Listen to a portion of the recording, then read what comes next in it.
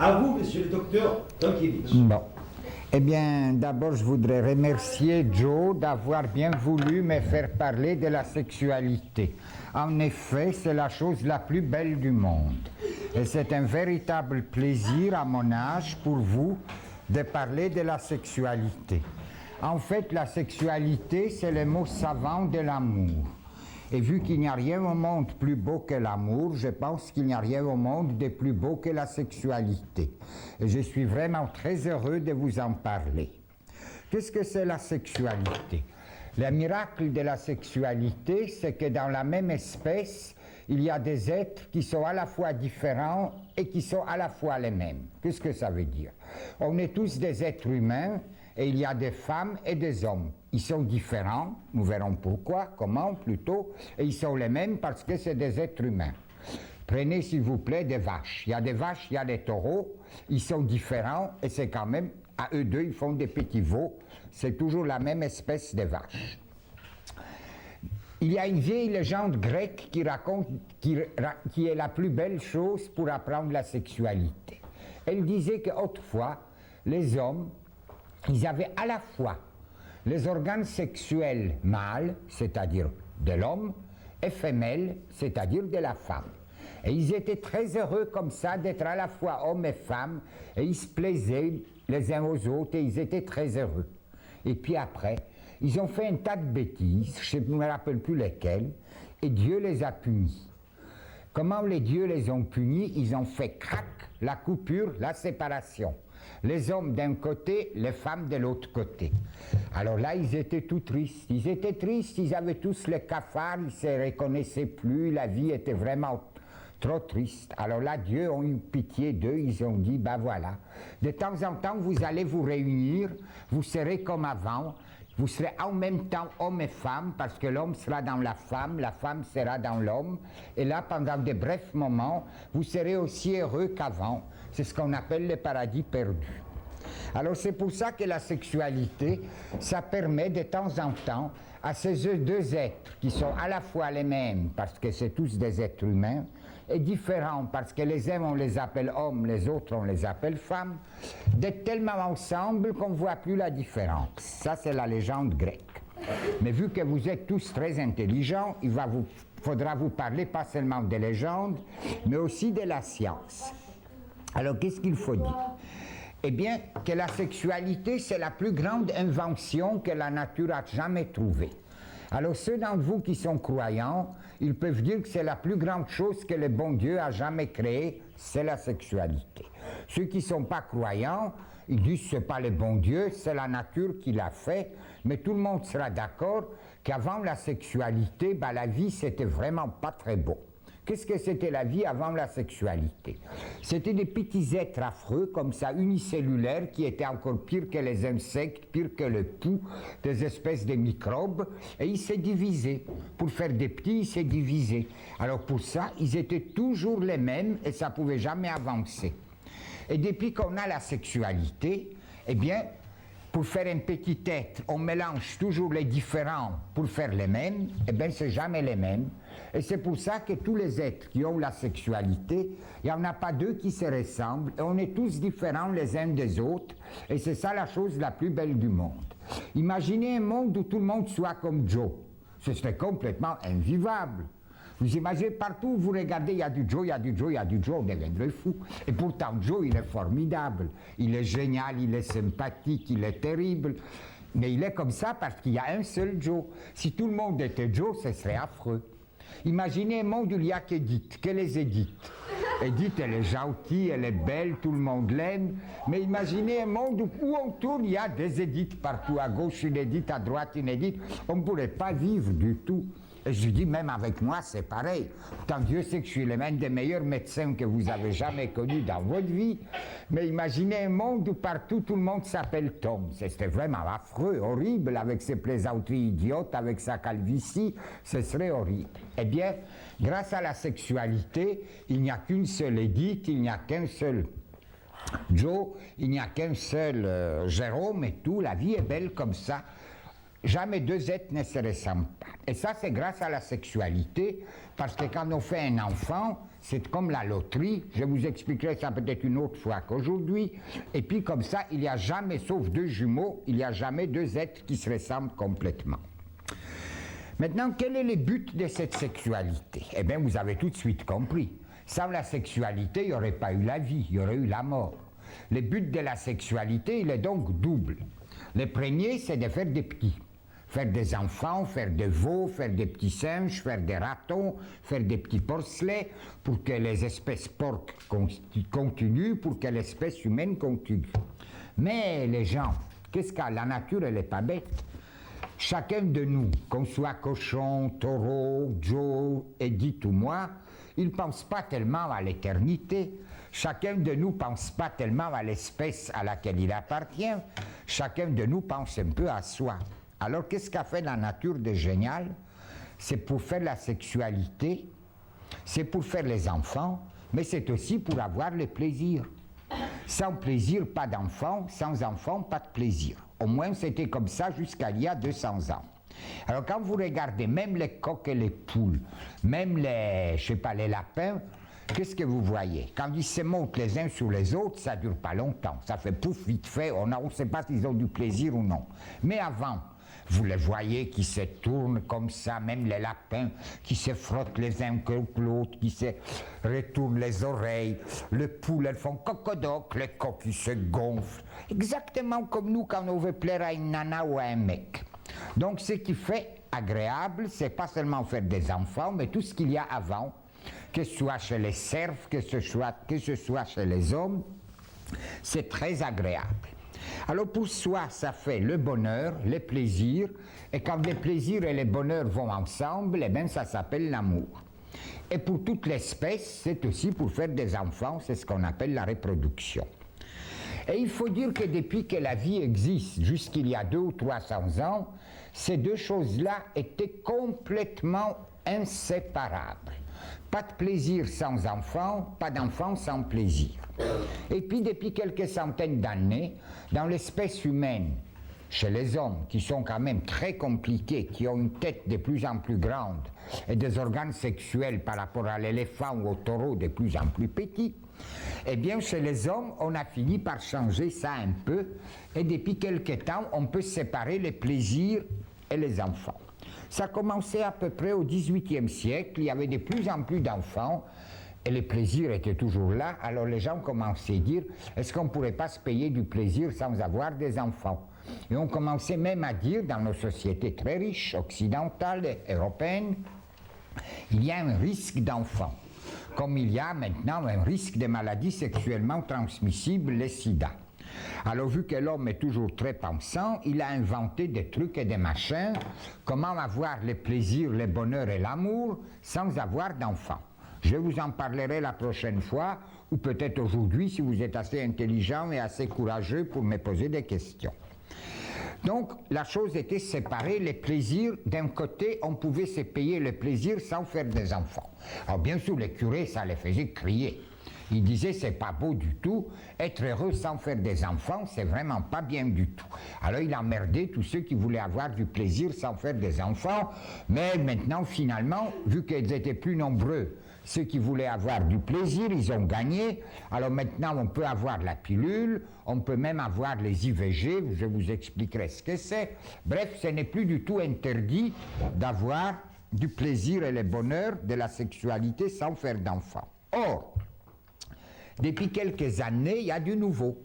Vu que vous êtes très intelligent et tout à fait à l'avant-garde, vous avez tous entendu parler d'Amandine, de la Fivette, de tous ces petits-enfants qui naissent dans les bocaux. Autrement dit, maintenant, grâce à la science, on peut avoir des enfants sans plaisir. Et on peut avoir des enfants sans sexualité. Mais ça coûte encore tellement cher que heureusement tout le monde ne le fera pas. Donc vous voyez qu'aujourd'hui, même ces deux choses-là, si vous n'avez pas compris, vous pourrez me demander, je reviendrai là-dessus, mais ils sont un peu séparés. Mais il faut se dire que ça va beaucoup mieux quand ça va ensemble. Alors ça, c'est donc la fin de l'introduction. J'ai terminé la première partie de mon topo. Est-ce que vous avez quelques questions à me poser ou vous préférez que je passe à la deuxième partie? Bon, eh bien je vais passer à la deuxième partie. Puisque les titres du topo étaient la sexualité des adolescents, je veux tout de suite vous poser la question, essayer de répondre. Faut-il se presser pour accéder à la sexualité? Faut-il être pressé pour avoir la sexualité? Voilà une question vache. Eh bien la réponse, d'après moi, elle est à la fois oui et à la fois non. Elle est oui parce que chacun de nous individuellement, il est pressé. Dès qu'on est tout petit, on pense déjà à tous les plaisirs qu'on aura quand on sera grand. Quand on sera grand, et chacun s'est dit vivement que je sois grand pour pouvoir faire comme les grands, pour pouvoir faire l'amour avec les garçons, les filles, etc. Donc du point de vue individuel, c'est normal que tout le monde soit pressé d'accéder à la sexualité. Mais du point de vue de la nature, c'est pas tellement évident. Parce que si vous comparez différentes espèces des animaux, vous verrez que plus animal attend pour devenir pubère, plus il est intelligent et plus la tête est grande. Et c'est chez l'homme que l'enfance, c'est-à-dire la période sans sexualité, elle est la plus longue de toute la nature. Chez l'homme, depuis qu'il est né, jusqu'à ce qu'il soit devenu adulte, c'est-à-dire jusqu'à ce qu'il soit capable de donner naissance à un autre homme, ça va de 13 à 18 ans à peu près. Alors que même chez les singes, il en faut seulement 6 ou 7 ans. Et si vous prenez par exemple les rats, les souris, les chats, tous ces animaux à la con, eh bien il en faut 1 an et demi, et ils sont capables, et ils deviennent déjà adultes. Donc ne regrettez pas trop. Si la puberté n'est pas là tout de suite, dites-vous, elle viendra sûrement à temps, et plus tard elle vient, plus votre tête va grandir, grossir, et plus vous serez intelligent comme l'homme. Alors ça, c'est donc, il ne faut pas se presser. Mais je comprends qu'on soit pressé. Alors maintenant, je vais vous parler, la sexualité, elle commence à la puberté. Donc la puberté, c'est le moment de la vie où de l'enfant qui, lui, n'a pas de sexualité, n'est pas capable d'avoir d'autres enfants, on devient adulte, c'est-à-dire qu'on a la sexualité, qu'on peut avoir des enfants.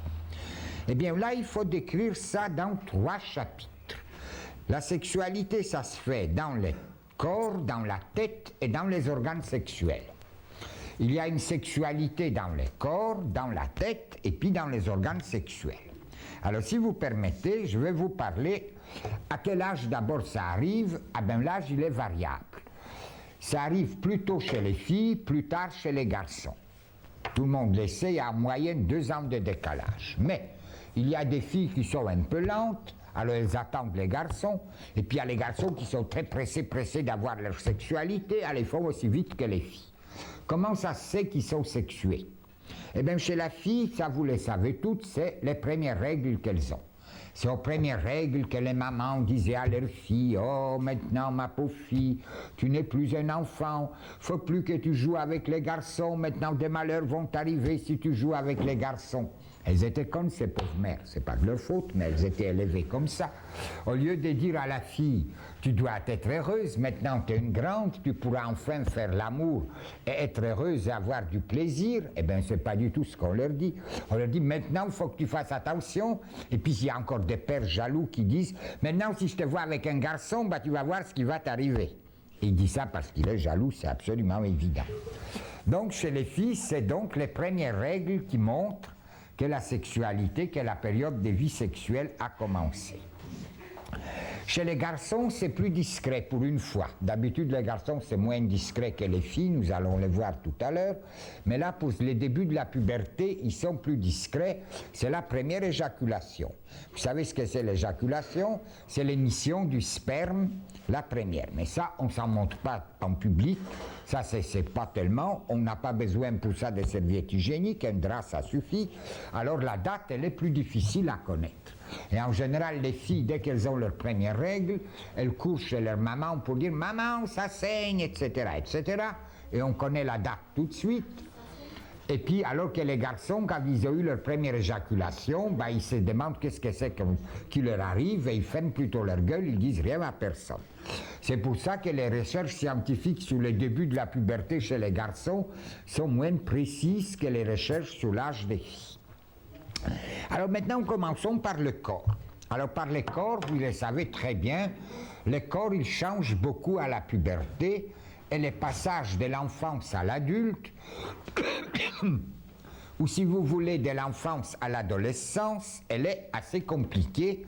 Je vais vous la dire juste en quelques petits mots, vous pourrez me poser des questions supplémentaires si vous voulez.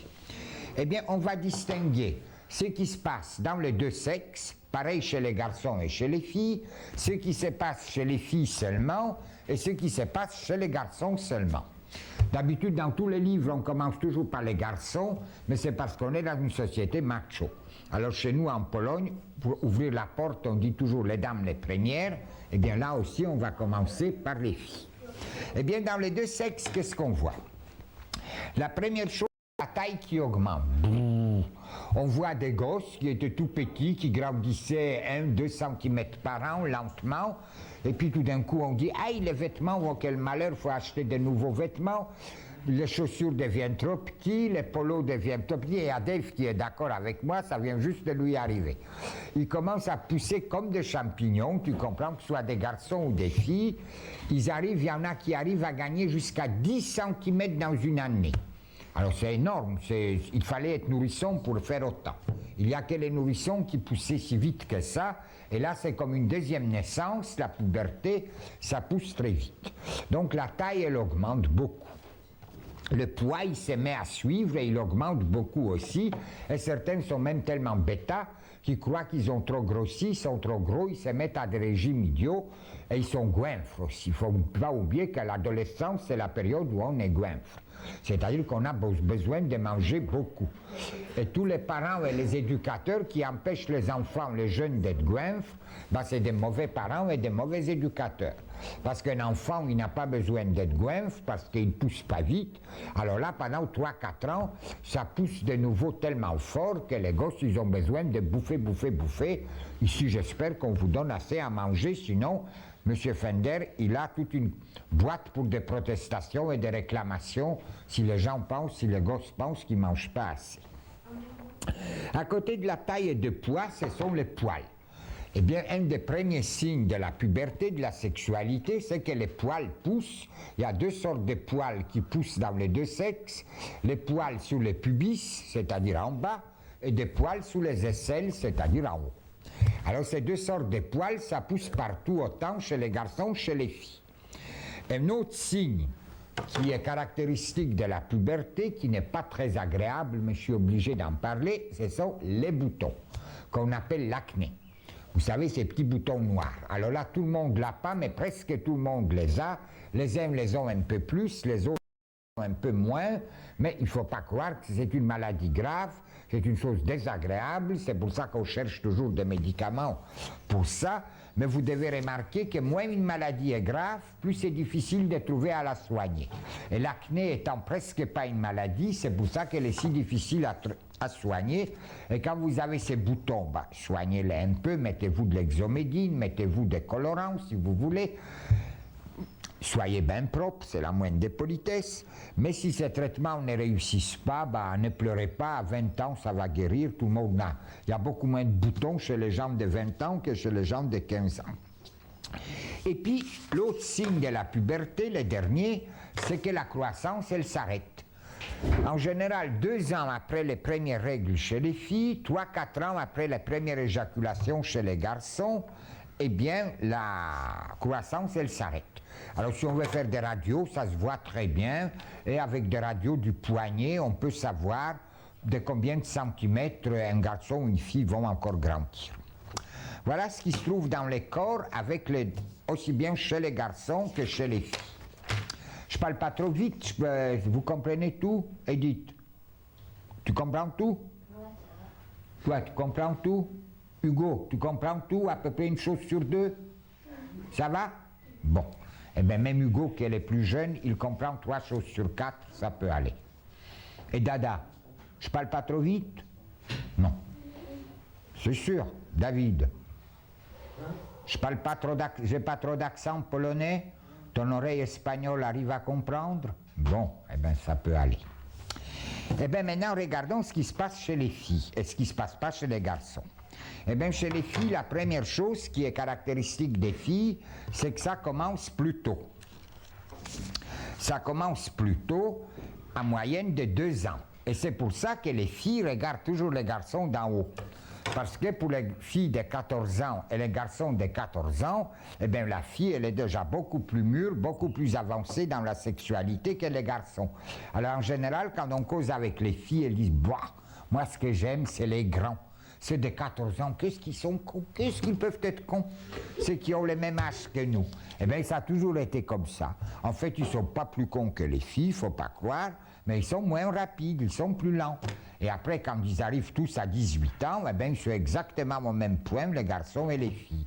Mais les filles, à cette période de la vie, elles poussent plus vite, elles sont plus mûres, et tout ça commence plus tôt. Une autre chose qui arrive chez les filles, c'est que sous leur peau apparaît ce qu'on appelle des cellules graisseuses, les panicules adipeux, c'est-à-dire ce qui donne à la peau de la femme les rondeurs, les belles formes, les choses agréables à toucher. Donc une fille, quand elle est pubère, elle est prise, elle a plus de peau, là ça devient plus gros. Alors là encore, dans notre civilisation idiote, il y en a qui se lamentent, qui disent « Mon Dieu, j'ai la cellulite, docteur, j'ai la cellulite, soignez-moi, il faut que je fasse un régime. » C'est pas vrai, c'est pas la cellulite, c'est la bonne nature. Et plus on est pulpeux, plus on est bien, et bien plus on peut être heureuse avec un garçon et un homme. Donc pas question de jouer au régime et jouer aux conneries, ça fait partie des changements du corps des filles. Ensuite, qu'est-ce qu'on voit encore? Que les hanches deviennent plus larges, alors elles se plaignent, oh j'ai un gros cul, j'ai un gros cul. C'est pas un gros cul, ce sont les hanches qui sont devenues plus larges pour qu'après, quand elles seront mamans, les bébés puissent sortir plus facilement. Par contre, au niveau des épaules, ça pousse moins fort que chez les garçons.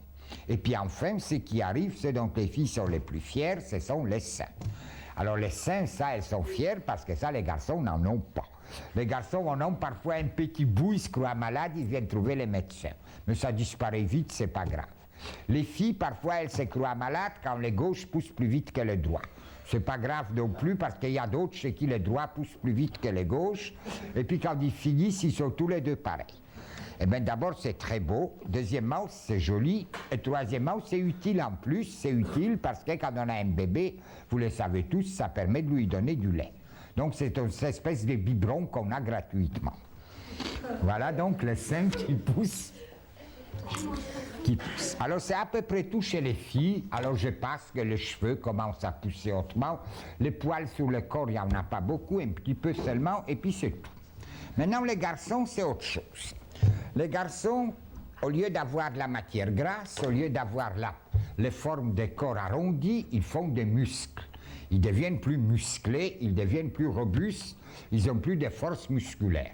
C'est pour ça qu'ils se croient parfois plus intelligents et ils tapent sur les filles. Mais chez nous, au Plessis, c'est la démocratie et les filles ne se laissent pas faire et elles tapent sur les garçons et elles ont bien raison aussi. Bon, ça, je dis ça en passant, quoi. Donc les garçons, c'est les muscles qui commencent à se renforcer. Tous ceux qui ont connu Dave il y a 1 an et qui voient Dave maintenant, eh bien ils comprennent la différence, c'est pas la peine de faire un gros laïus. Dave il y a 2 ans, il faisait tout petit comme ça malingre, on se disait on va lui donner une pichenette, il va tomber par terre. Eh bien essayez maintenant de donner une pichenette à Dave, vous verrez ce qui va vous arriver. Alors il devient costaud, il se croit intelligent, c'est très important. Après ils deviennent larges d'épaule. Alors ils veulent toujours être plus larges encore. Ils regardent Joe en général, ils disent « Est-ce que je suis déjà aussi large que Joe ?» Alors Joe qui aime les énerver, quand il vient à table, vous l'avez bien vu. Il vient toujours comme ça, il montre comme ça ça s'appelle rouler les épaules. Alors il roule des épaules pour montrer à tous ces petits jeunes qu'il a beau être vieux, mais qu'il est encore plus large d'épaules que...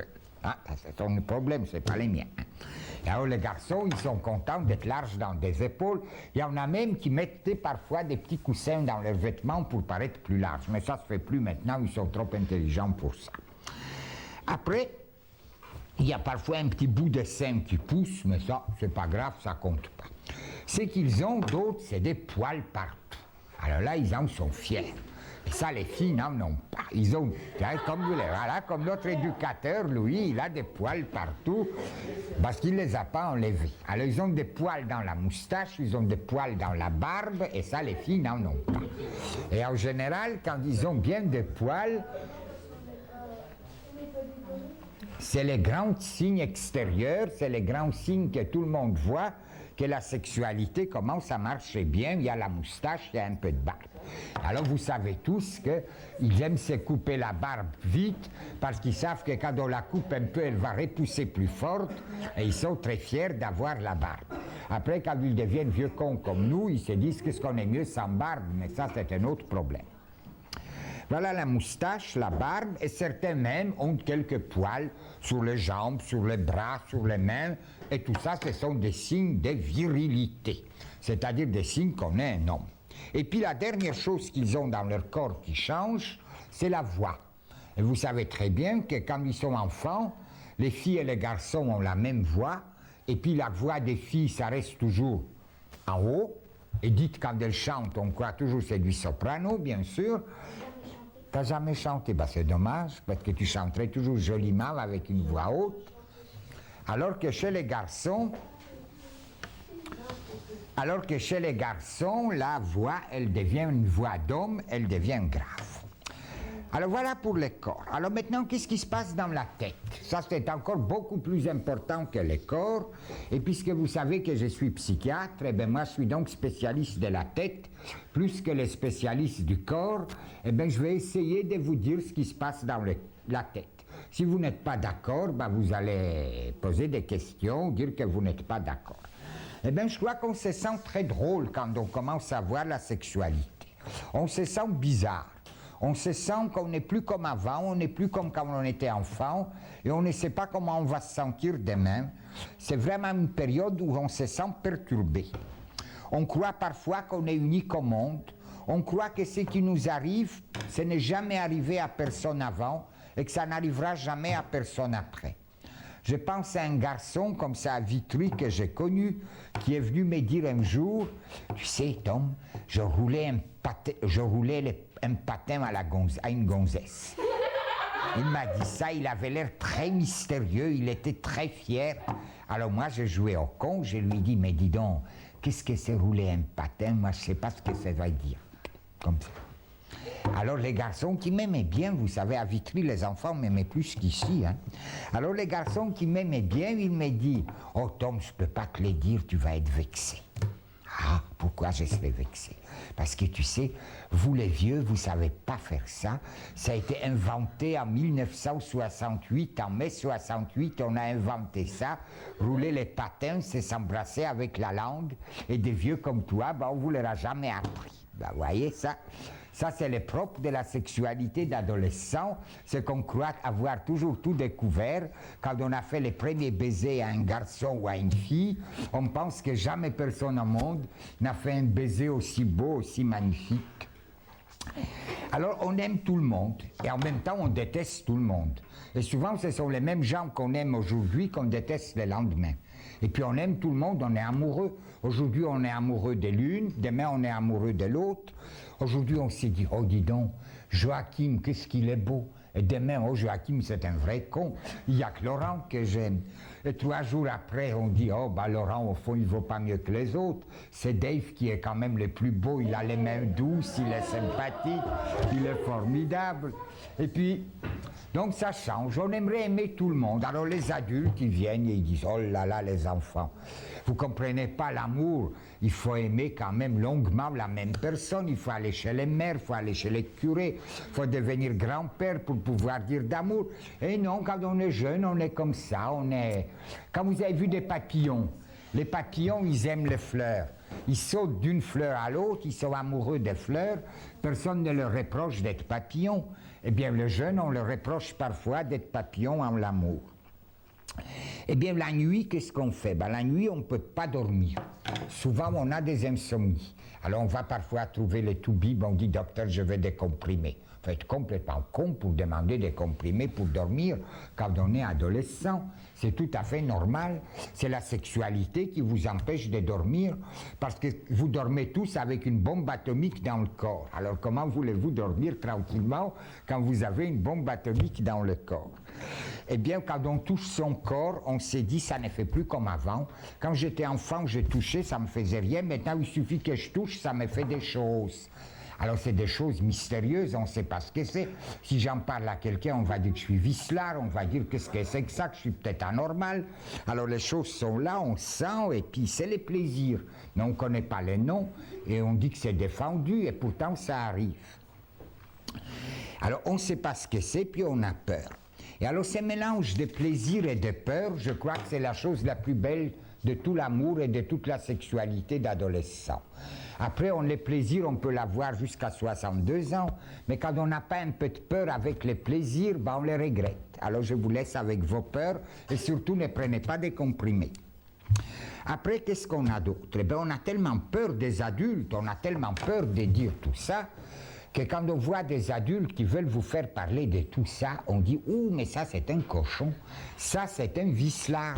Et c'est pour ça qu'à cet âge-là, les jeunes ont tellement peur de ce qu'on appelle la psychothérapie.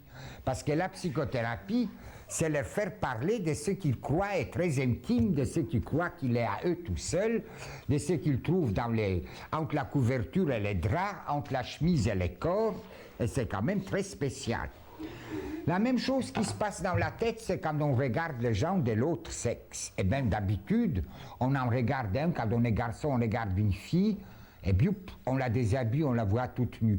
Et puis tout d'un coup, on s'aperçoit que la fille s'aperçoit qu'on l'a déshabillée, on s'est dit, ouh la vache, elle va croire que je suis un salaud, un vicelard. Alors on baisse les yeux, on rougit. Les filles, c'est pire encore. Parce que les filles, quand elles regardent les garçons, elles ont en général exactement les mêmes idées dans la tête, mais c'est encore plus mal vu dans la société.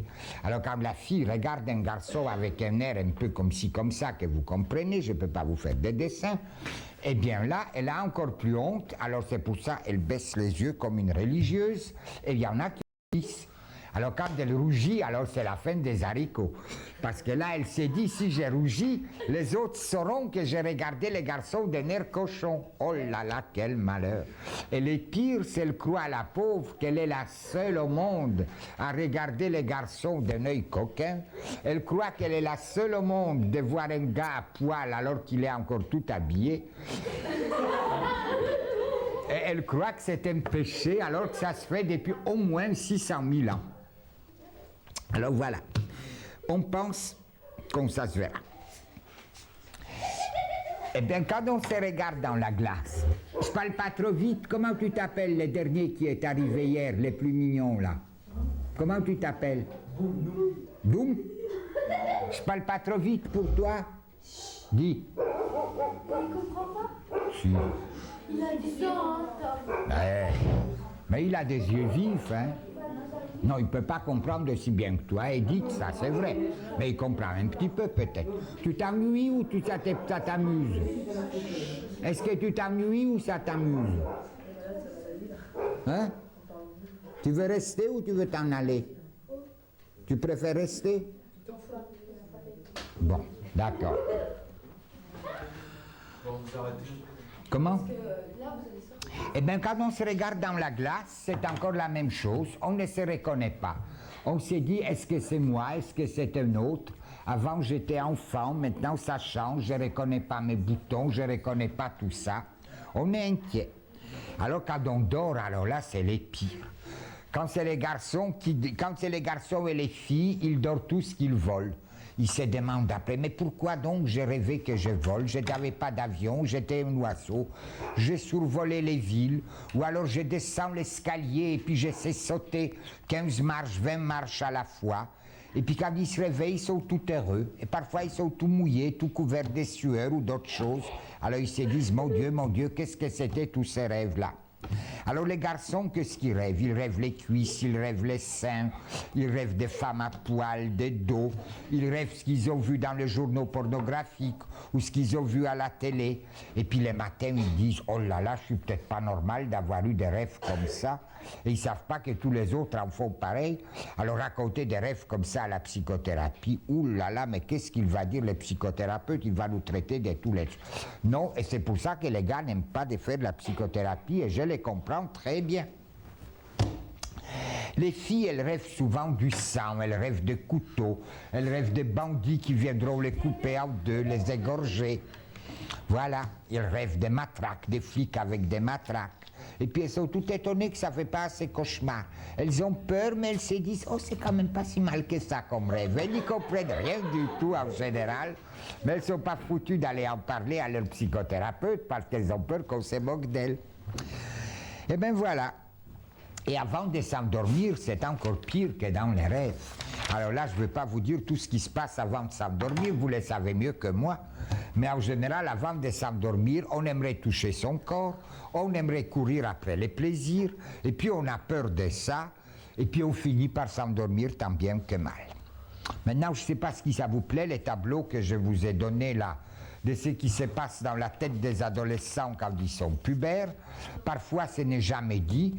Parfois, ils en ont tellement honte qu'ils disent ça avec des grossièretés. Alors ça, c'est très facile, c'est très chouette, c'est exprès que le bon Dieu a créé les mots grossiers pour ça. Vu qu'ils ne sont pas capables de parler de tout ça normalement, vu qu'ils en ont honte, alors ils préfèrent parler du cul, des cons, des salopes, des gonzesses, des connasses. Là, ils sont fiers. Là, ils se sentent tout de suite. Ah ben, Edith, elle m'a bien compris, là. Alors là, ils se sentent tout de suite à la fois comme des grandes personnes dans les bistrots, et puis ils ne parlent pas de tout ce qui se passe vraiment dans le fond de leur cœur. Donc, quand les jeunes parlent des gros mots, il ne faut surtout jamais les engueuler. Il faut leur dire causer, causer.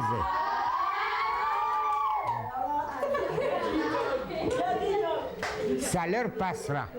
Il faut se dire, par contre, moi que j'entends... Du calme.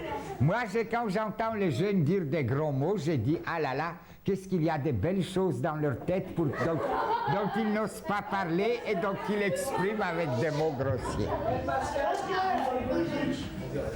Bon. Eh bien, vous voulez des gros mots, taisez-vous, je vous en donnerai tout un dictionnaire si vous vous taisez gentiment. Du calme.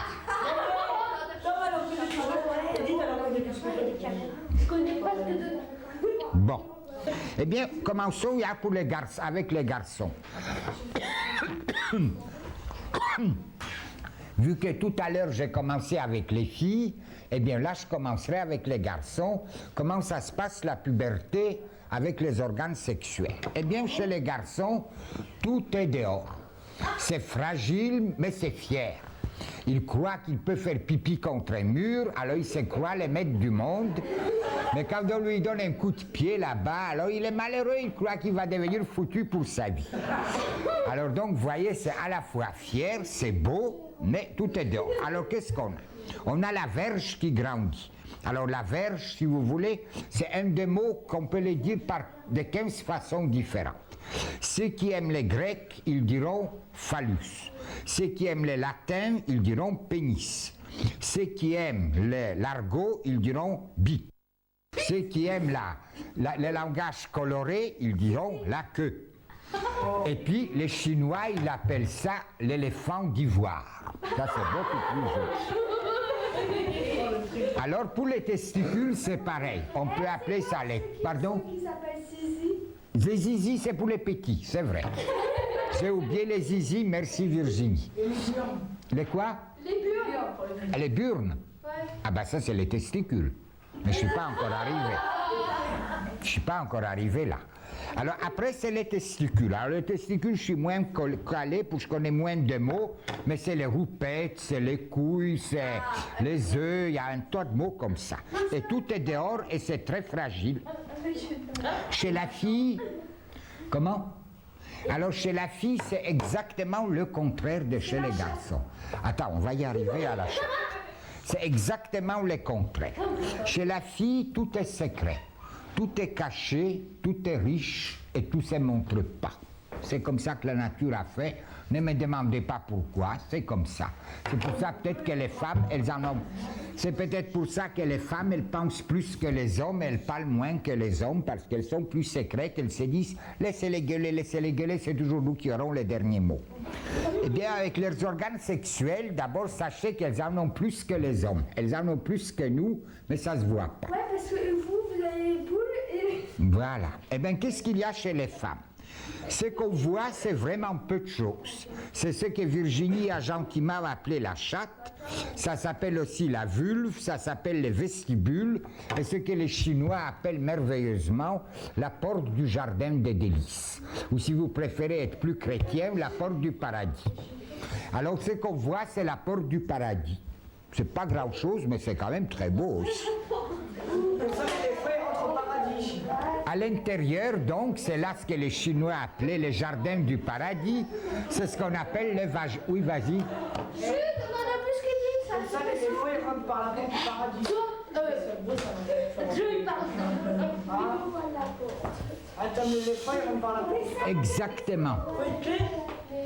Ah, il faut une clé, une question très intelligente. Eh bien, la clé, ça se trouve dans la tête.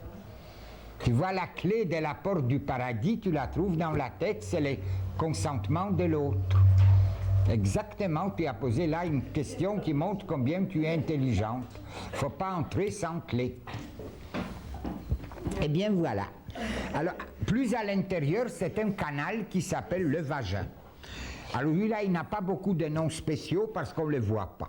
Mais il est quand même très important parce que c'est dans ce canal, dans ce vagin, que la verge entre et c'est par là qu'on se trouve vraiment unis dans l'acte d'amour, dans l'acte sexuel. Alors ça, c'est donc le vagin. Au-dessus du vagin, il y a un truc que les hommes n'ont pas du tout. Alors c'est une poche musculaire qui s'appelle l'utérus. Vous avez entendu parler de ça, je l'espère. Alors l'utérus, nous on ne les a pas. Pourquoi les garçons n'ont pas l'utérus? Tiens, Ludovic, toi tu es intelligent, tu vas nous dire pourquoi. Parce qu'ils font pas d'enfants. Très bonne réponse, 10 sur 10. Mais Dada le savait aussi, hein. Moi aussi, je savais. Et toi aussi, tu es. Bah, toi, c'est normal, Virginie, que tu le saches, t'es une fille. Mais j'ai posé la question aux garçons parce que les garçons, c'était moins évident. Et encore plus haut, dans le ventre, tout à fait caché, ce sont les ovaires. Alors les ovaires, ça correspond aux testicules, mais alors que les testicules, n'importe qui peut les voir à la douche, dans la salle de bain, ou même quand on se promène à poil dans les couloirs, eh bien les ovaires, il n'y a que les chirurgiens qui les voient parce que c'est tout à fait caché. Alors le reste, mon Dieu, vous savez ça très bien à l'école, je ne vais pas vous raconter, les testicules font des spermatozoïdes, les ovules font les ovules, les ovaires font les ovules, les spermatozoïdes on en fait 2 milliards, 10 milliards, je ne sais même plus combien, mais plein, des petites bestioles avec des petites queues qui courent, et les ovules c'est plus sérieux, c'est plus gros, et une femme n'en fait qu'un seul par mois, ce qui fait 12 par an, ce qui fait dans la vie d'une femme 300 au maximum. Bien. Alors moi je crois qu'on pourrait arrêter ici et à la prochaine fois je vous parlerai parce que c'était... Non, c'est pas juste, c'était bien intéressant. Alors maintenant vous allez poser des questions. C'est intéressant. Est-ce que l'animal, ça va avoir un avortement? Les animaux ont des avortements, absolument. Il y a même des maladies qu'on connaît très bien. L'avortement infectieux de la brebis, c'était une des premières maladies qui était soignée par Pasteur. Si, les animaux font des avortements, bien sûr, mais comme maladie. Comme maladie, non. On ne leur fait jamais d'avortement artificiel parce qu'on est au contraire content qu'ils aient des petits pour pouvoir les manger. Pour pouvoir les bouffer après, bah oui, exactement. Est-ce qu'en se lavant pas, on peut avoir des maladies? Comment? Est-ce qu'en se lavant pas, on peut avoir des maladies sexuelles? Question intelligente. En ne se lavant pas, d'abord on est sale, on sent mauvais, on ne se fait pas aimer par les autres. Ça c'est donc première chose importante. Il ne faut pas se laver pour ne pas avoir de maladies, il faut se laver pour être propre et agréable pour les autres. Ok Jean-Claude? Toi qui es un beau gars, si tu continues à te laver, tout le monde va t'aimer. Si tu ne te laves pas, on va dire, bouh, il pue ce mec-là, ben. Donc ça, c'est donc le problème de se laver. Maintenant, il ne suffit pas de se laver pour ne pas attraper des maladies sexuellement transmissibles. Malheureusement, il y en a une nouvelle qui est apparue depuis 2 ans, vous la voyez assez à la télévision, elle s'appelle le sida. Alors si vous voulez que je vous parle du sida, je peux vous en parler, mais c'est triste. Mais, comment? Ça ne va pas. Alors, tu veux que je te parle des sida, Marivonne? Comment? Mais oui, c'est important. Eh bien, je vais vous parler de sida. Eh bien, quand j'étais jeune, il y avait la syphilis. Alors, la syphilis, tout le monde en avait peur. Je me rappelle la première fois quand j'étais jeune, quand j'ai regardé une nana d'un œil un peu cochon, eh bien, j'avais un grand frère qui m'a dit « Attention, attention, elle a peut-être la syphilis. Prends tes yeux, mets-les dans la poche et regarde plus les filles. » Bang! C'était très mauvais. Alors, on disait « Comment faire pour ne pas attraper la syphilis ?» Ah! Alors, on ne savait pas, nous. Alors, on disait « Le meilleur moyen, c'est boire un verre d'eau. » Alors, faut-il boire les verres d'eau avant, pendant, après? Ah non, il faut boire les verres d'eau à la place. Au lieu de faire l'amour, on boit les verres d'eau, comme ça on est sûr de ne pas avoir la syphilis. Ensuite, les gosses de Vitry, ils avaient la chance. Pendant 25 ans, il n'y avait plus de syphilis, il n'y avait pas encore de sida. Alors là, quand je faisais des topos comme celui-là aux gosses de Vitry, je leur disais, allez-y, n'ayez pas peur, il n'y a aucune menace sur vous, buvez jamais de verre d'eau, faites toujours l'amour et soyez heureux.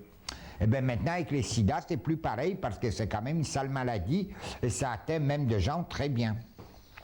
Alors, pour ne pas attraper les sida, il y a deux procédés. Pour ceux qui sont riches et pour ceux qui sont pauvres. Pour ceux qui sont riches, qui ont un Minitel, ils peuvent faire l'amour par téléphone. Il y a plein d'affiches là-dessus maintenant à Paris, mais ça coûte, paraît-il, très cher. Pour avoir son plaisir, ça monte jusqu'à 1000 francs ou 1500 francs. Comment? Au téléphone, moi j'ai jamais essayé, je ne peux pas te donner des détails, mais tu as des numéros, tu appuies numéro, tu as une nana qui te répond et tu fais des tas de choses au téléphone, tu es sûr de ne pas attraper les sida. Mais c'est un truc pour riches, c'est seulement. Non, mais moi je voulais savoir. Comment? Ah bah si tu veux savoir, tu demandes à Joe qu'il mette un Minitel ici, et qu'il vous donne des numéros, mais il faut demander à la DAS qu'elle ouvre un budget pour ça. Il n'y a pas de communication sur le téléphone normal. Ah non, tu crois? Ah ben dis donc Virginie, elle en sait plus que moi. Eh bien l'autre moyen pour les sida, ce sont les préservatifs. Vous savez ce que c'est les préservatifs? Des capotes. Très bonne question, très bonne réponse. Eh bien moi je vous conseille maintenant que... Pardon? J'ai pas compris. Comment? Ça évite qu'on parlait. Ah bon, d'accord. C'est quoi la différence entre une capote anglaise et une capote normale? Ben, la capote anglaise, c'est un truc en caoutchouc qui ne laisse pas passer les sida. Alors, il vaut mieux apprendre à s'en servir quand on est encore jeune maintenant. Bientôt, il y en aura partout en vente libre. Maintenant, c'est difficile encore à trouver parce qu'il n'y a que les Allemands qui en fabriquent. Alors, on ne veut pas perdre des devises à cause des pauvres jeunes. Mais bientôt, il y en aura. Y a-t-il d'autres questions intelligentes? Est-ce que les filles, elles ont les mêmes envies que les garçons? Je crois que oui, mais il vaut mieux demander ça aux femmes qui sont ici présentes. Mais je crois que oui, c'est ce que j'ai dit tout à l'heure, quand j'ai parlé de la tête. C'est encore la même chose, les mêmes mais pas les mêmes. C'est-à-dire c'est les mêmes, mais ça se présente autrement dans leur tête. Et elles se masturbent aussi? Je crois que oui. Mais tu crois, t'en es sûr? Ça dépend, il y en a moins qui les font, moins souvent, mais ils les font. Ils ont le même plaisir? Ils ont le même plaisir, oui, exactement. Il n'y a pas de sperme. Comment? Il n'y a pas de sperme qui sont... Ah, il n'y a pas de sperme, on ne peut pas tout avoir. Hein. Elles ont des ovules, elles ne peuvent pas avoir de sperme. Elles ont l'utérus, elles ne peuvent pas avoir de sperme. Il n'y a pas de quoi être fier. Comment ça se passe pour une fille comment le moment où c'est plus ou quoi? Nous, eh ben, c'est quand ça sort, mais pour les filles, c'est quand ça sort pas, mais c'est quoi? Eh bien, il y a un tas de glandes chez les femmes qui sortent au même moment, mais à ce moment-là, elles sentent ça. Mais ça se passe aussi dans leur tête.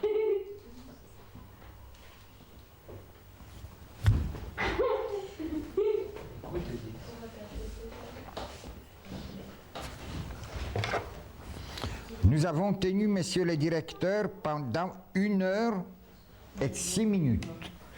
Est-ce que vous croyez que vos jeunes enfants... Ils ont eu leur dose. Est-ce que vos jeunes enfants ont eu leur dose de sexualité? Comment ça se fait? La semaine prochaine. Comment ça se fait un avortement? Comment ça se fait un avortement? À l'hôpital. Ouais, Quel procédé? Oh, ça c'est de la médecine, il y a plusieurs procédés, ça dépend de...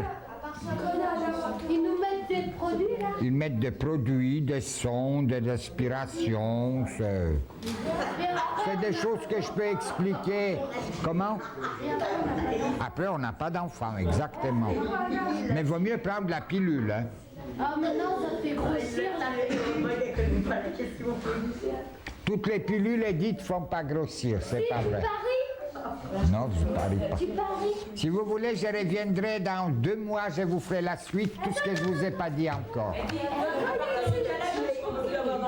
Comment, Virginie? Quand on fait une césarienne, Oui? après on peut avoir encore. Oui, on peut en avoir. Tu paries que les Oui. femmes là, toi, il y en a un autre. Absolument oui. À partir de quel âge on peut faire d'enfants? L'homme ou la femme? L'homme, il peut faire des enfants jusqu'à sa mort. Et la femme, en moyenne, jusqu'à 50 ans, 48 ans, 47 ans. Chez la femme, ça se sait parce qu'elle n'a plus de règles. Quand elle n'a plus de règles, elle ne peut plus faire des enfants. Et l'homme, il peut faire... Il y a des vieillards qui ont des enfants, mais c'est pas chouette pour les enfants parce qu'ils fabriquent des orphelins. Parce qu'ils meurent vite. Et les enfants éprouvés, ils sont récupérés par qui? Comment? Les enfants éprouvés, ils sont récupérés par qui? Ah bah par leurs parents. Mais quels parents? Ah bah ceux qui ont donné les spermes et les ovules et qui ont payé plein d'argent. Alors, pourquoi est-ce qu'ils les font éprouver? Bah ce sont ceux qui sont stériles, c'est un traitement de la stérilité.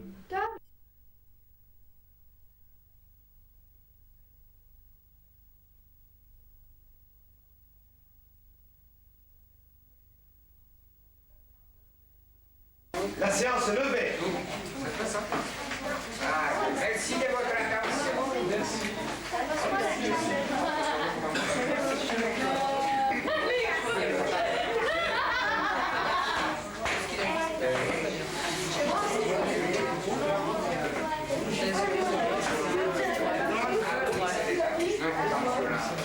Ouais.